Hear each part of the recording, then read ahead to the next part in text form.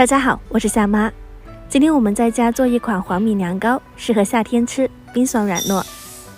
准备1碗圆糯米，1碗大黄米，加入清水，不需要淘洗。黄米是带有糯性的，不是小米哦。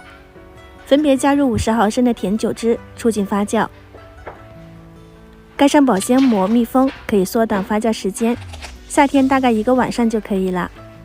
这是第2天早上，可以看到保鲜膜都已经鼓起来了。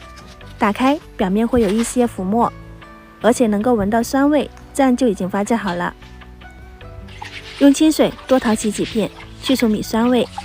这个米汤的话呢，我们可以用来泡酸菜哦，非常的快速。淘洗干净后放入碗中，加入没过米粒的水量。大黄米中加入几块南瓜，增加颜色和风味。锅里甩开，放进去，盖上盖子，大火蒸1个小时。接着准备1把葡萄干，1把蔓越莓，用清水冲洗干净，也可以用红枣碎代替。再用刀切成碎末，放入碗中备用。这边也已经全部蒸熟，分别加入15克白糖，白糯米里面加入切好的果干，用搅打棒搅打5分钟，直到配料均匀，不需要特别的碎。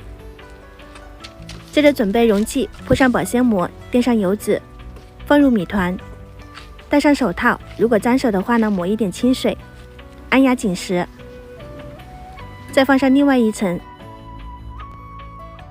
同样是按压紧实，铺平整，像这样就可以啦。冷却后放到冰箱冷冻30分钟，或者是冷藏5个小时，直到完全冰凉就可以拿出来，切成块。这款凉糕还是前2天去西贝吃过，是他家的招牌。吃过之后就觉得真的太美味了，自己在家复刻其实也不难哦。经过发酵的糯米更易消化，而且能够增加风味，淋上糖桂花就可以开吃啦。